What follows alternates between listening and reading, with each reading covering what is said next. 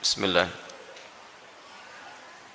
Ustaz, mohon penjelasannya, bagaimana mendidik anak yang saat ini sudah dewasa dan sulit dinasihati karena kita kurang mendidiknya di saat mereka kecil. Bukan kita, Anda, saya tidak ikutan. Ya, saya sudah punya istri, punya anak, mungkin Anda yang tidak tepat. Apakah kalau anak-anak kita, anak Anda sudah menikah dan juga masih mempunyai tanggung jawab untuk mendidiknya? Dua pertanyaan. Pertama, ada orang tua yang merasa sulit untuk mendidik anak, memberikan nasihat saat dia dewasa. Coba istighfar dulu. Mungkin selama ini Anda yang kurang perhatian kepada anak. Saya pernah sampaikan kisah Nabi Ibrahim.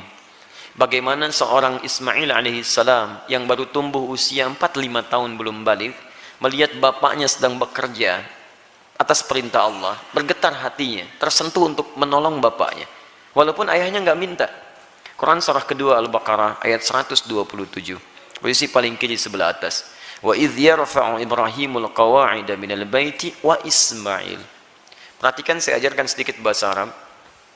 Dalam uslub bahasa Arab, ungkapan bahasa Arab, kalau ada dua subjek mengerjakan satu pekerjaan, subjeknya disebutkan langsung di depan, maka ini menunjukkan porsi pekerjaannya sama, sebanding.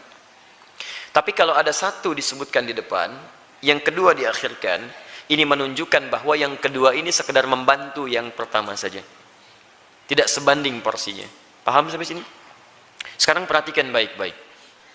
Wa idh yarfa'u Ibrahimul qawa'id. Ibrahim disebutkan.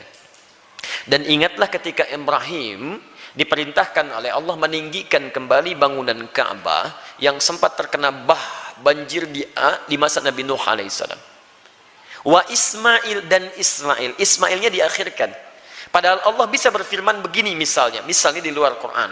Wa idh yarfa'u Ibrahimu wa Ismailul qawa'id.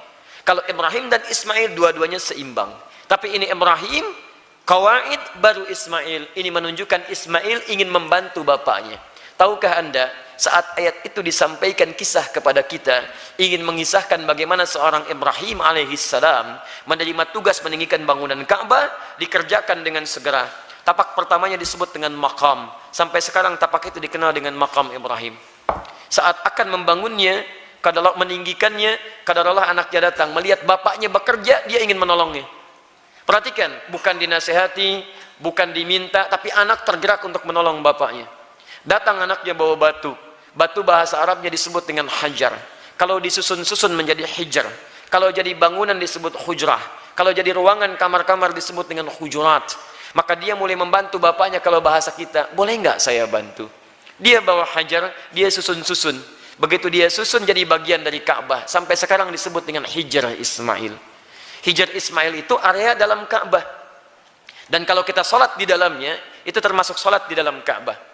Di dulu pada zamannya awal-awal masa Quraisy terjadi kebakaran, menimpa kemudian Ka'bah, ada kerusakan, mereka ingin memperbaiki.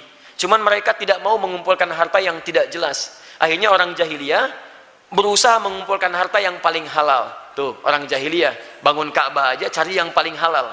Anda bisa bayangkan. Jadi mereka kumpulkan dan ternyata nggak cukup. Karena nggak cukup, kemudian area Hijr Ismail ini ya tidak tercukupi untuk kemudian dibangun pada area-area yang tertutup dengan area Ka'bah. Maka dibiarkanlah terbuka, sampai sekarang dipelihara keterbukaan itu, dan hikmahnya adalah Allah memberi kesempatan bagi orang yang ingin sholat di dalam Ka'bah. Bayangkan kalau tidak ada area itu, semua orang ingin semangat masuk, antrian macam-macam, tapi Allah berikan keluangan pada kita dengan area seputaran ini. Paham? Tapi intinya, ada sentuhan dari anak, melihat bapak bekerja, dia ingin membantu. Kisah keduanya, dahsyat lebih dahsyat. Quran surah 37 ayat 102. Begitu dia mulai dewasa, falamma balagha ma'ahu sa'ya, sudah mulai nalarnya matang, apa yang terjadi? Bapaknya melihat dalam mimpi, inni ara fil manami anni adbahuka. Papa lihat nak, dalam mimpi papa menyembelih kamu. Fanzur madza tara. Ini kisahnya. Berbagi bapak dengan anak. Lihat, berbagi, tukar, bagi pikiran. Bagaimana pendapat Ananda? Pendapat Ananda bagus, garis bawahi. Bagaimana pendapat Ananda? Anda tahu bahwa mimpi Nabi dan Rasul itu pasti wahyu. Dan kalau sifatnya wahyu harus segera dilakukan. Ibrahim bisa mengatakan begini, nah siap-siap ya, kemana Pak? Sembelih.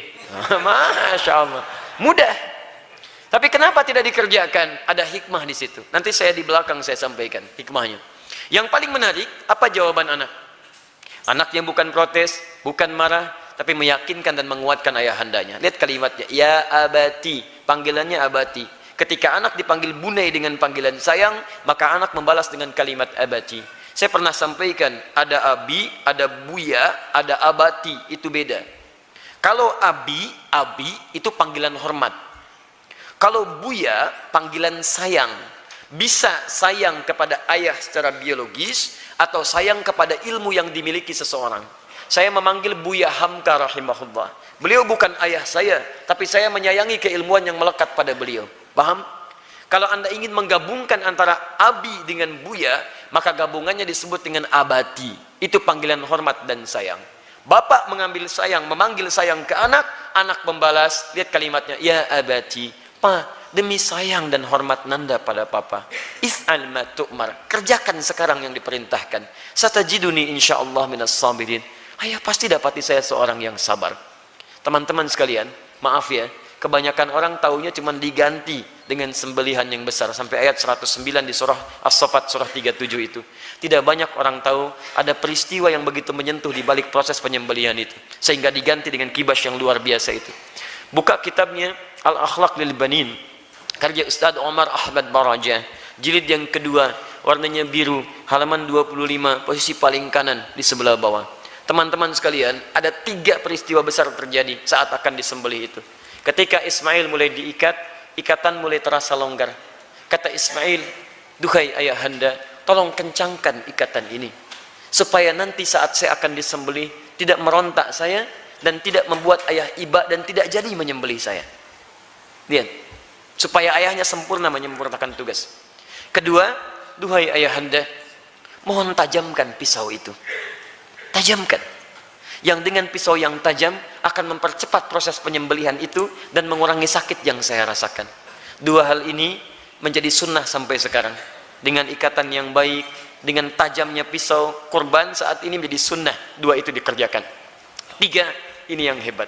Ternyata beliau sudah melipat pakaiannya, pakaian luarnya.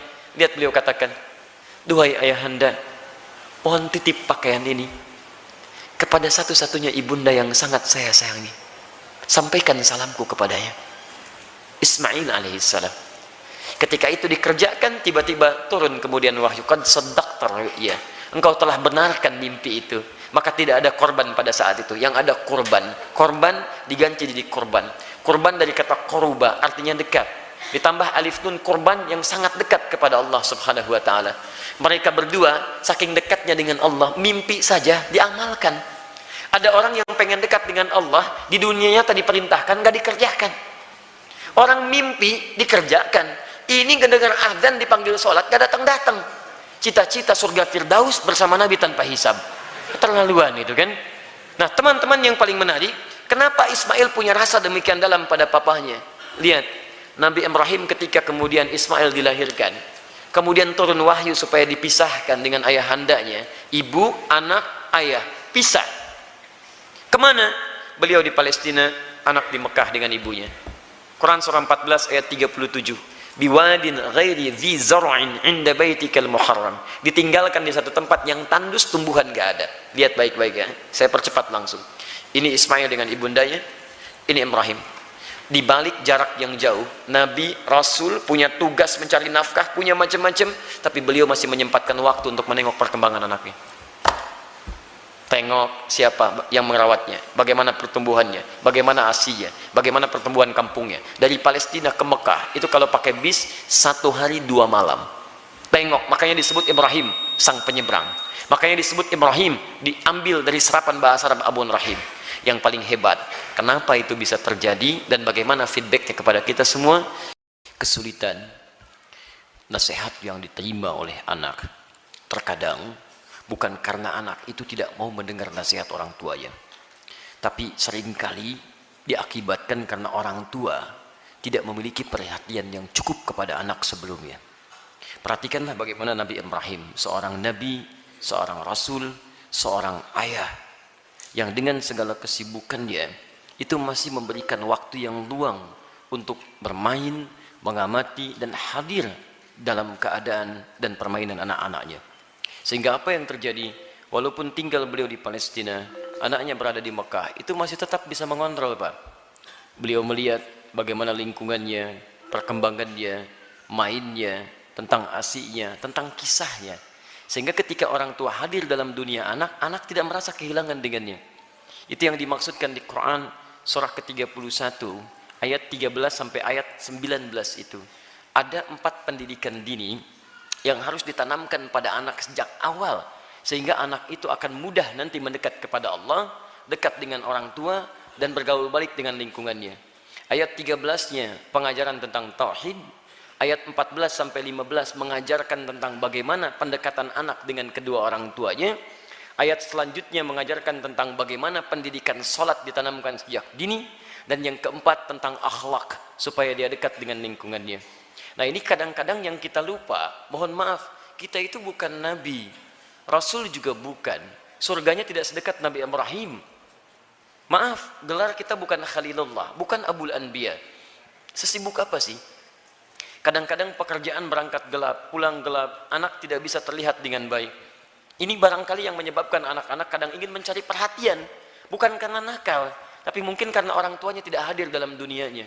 Itu yang jadi persoalan. Saya mohon Bapak Ibu sekalian, kita sudah punya pengalaman yang sama.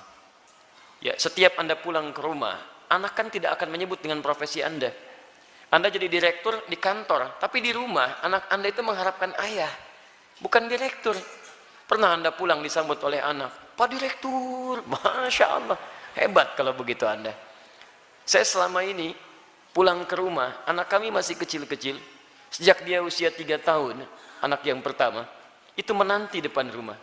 Gak pernah saya pulang sampai ke rumah dibuka, sampai hari ini dengan adiknya. Kalau menyambut kami, datang dia berdua, tidak pernah memanggil sampai hari ini. Ustadz, tidak.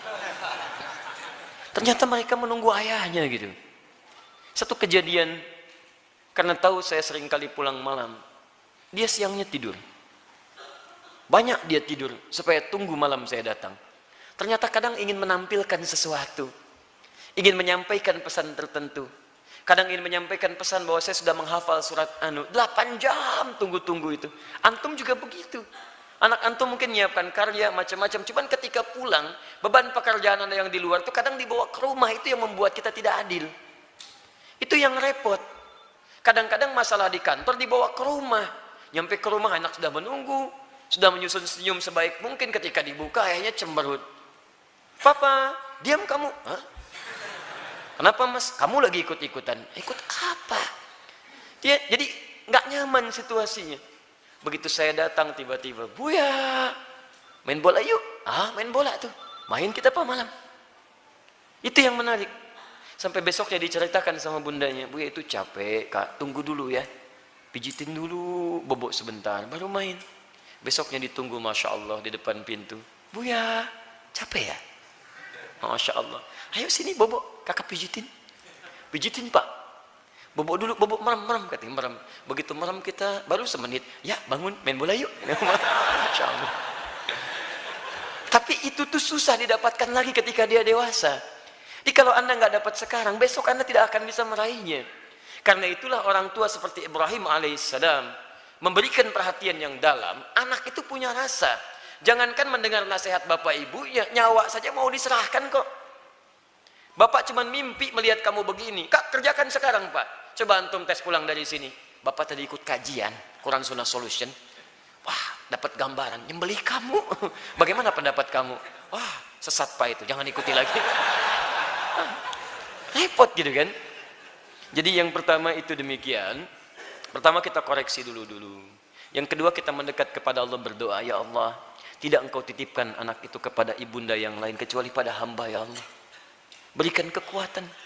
Hamba yakin engkau tidak pernah memberikan ujian kecuali pada yang sanggup menjalaninya. Sentuh hatinya ya Rabb. Sentuh hatinya ya Rabb. Ingat ketika seseorang telah menikah pun, kewajiban untuk memberikan nafkah berhenti memang. Tapi mohon maaf, perhatian itu kan tidak terputus. Anda masih berhak memperhatikan, memberikan arahan dan sebagainya. Karena itu, jangan putus dalam memberikan nasihat, sampaikan dengan cara yang terbaik. Kalau tidak pakai bahasa akal, gunakan bahasa hati. Setidaknya jadikan dia teman dalam kehidupan. Insya Allah dengan kalimat yang menyentuh, lama-lama dia akan tersadar. Jadi buka dengan doa. Setelah itu ajak untuk berbicara dengan bahasa hati. Nah, mama bersyukur kamu sekarang sudah tumbuh dewasa, cukup pintar, teman kamu banyak. Dulu saat kamu dikandung, masuklah ke situ. Besar harapan mama terhadap kamu. Tiap malam mama bermohon kepada Allah mengalirkan air mata supaya kita itu bisa sama-sama